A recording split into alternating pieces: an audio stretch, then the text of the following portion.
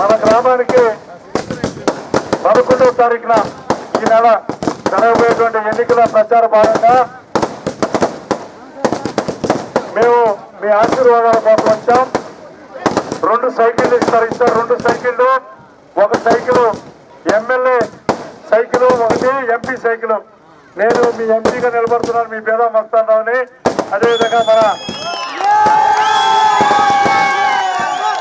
రాతమరెడ్డి విశ్వనాథ్ గారు మన ఎమ్మెల్యేగా ఉన్నారు.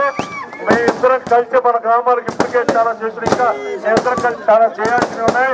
మీ గ్రామంలో 70 ఇళ్ల స్థలాలు ఇప్పించాను. 41-30 ఇళ్ల స్థలాలు ఇప్పించాం. అదేవిధంగా 72 లక్షల రూపాయలు పెట్టి సిమెంట్ రోడ్లు 2 వేసాం. కొన్ని జరుగుతూ ఉన్నాయి. అక్కడ మహిళలందరూ కూడా 2 విడతలు 16,000 4,000 రూపాయలు ఈ రోజు కానీ రేపు కానీ బ్యాంకులో పడుతుంది. అందరికి 50 సంవత్సరాలు పింఛన్లు ఇస్తా ఉన్నాం. 50 సంవత్సరాలు పింఛన్లు ఇస్తున్నాం. ఇంకా కూడా పంచాయతీ నిధుల్లో 15 లక్షల రూపాయలతో రోడ్లు వేసాం.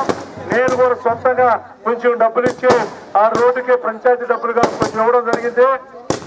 మీ ఎదురుగా సౌకర్య పేదానికి రోడ్డు ఇచ్చడం కూడా జరిగింది. అంతేకాకుండా ఈరోజు మీ ఎదురుగా సబ్స్టేషన్ పెట్టి, ఎలక్ట్రికల్ సబ్స్టేషన్ పెట్టి కరెంట్ ఇబ్బంది లేకుండా 24 గంటలు చూస్తున్నాం.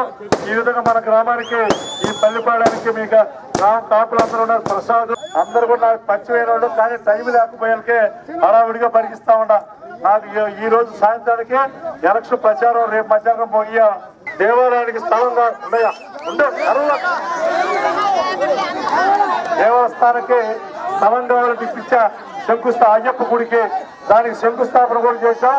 దాన్ని కట్టుకోవడానికి నా వంతు కూడా నేను సహాయం చేస్తాను. గ్రామస్తులు ఇప్పుడే అర్జీ ఇచ్చారు. ఇప్పుడే అయ్యప్ప గుడి కట్టుకోవడానికి కొంచెం ఆర్థిక సహాయం చేయమని ఖచ్చితంగా నేను స్థలం గవర్నమెంట్ దగ్గర ఒక్కసారి పసుపు 2 సార్లు 5 సార్లు టీచర్లు ఇస్తానని ఈరోజు 2,000 మళ్ళీ 3,000 అందరికి 65 సంవత్సరాలకు ఇస్తున్న మనకి 50 సంవత్సరాలు ఇచ్చారు. కాబట్టి ఎన్ని కార్యక్రమాలు చేసి ఇంకా చేయడానికి ముందుకు వచ్చినటువంటి తెలుగుదేశం పార్టీని మన ముఖ్యమంత్రి చంద్రబాబు నాయుడు గారు మళ్ళీ ముఖ్యమంత్రి చేసుకుని మన అన్ని పనులు చక్కబెట్టుకోవాలా. మేము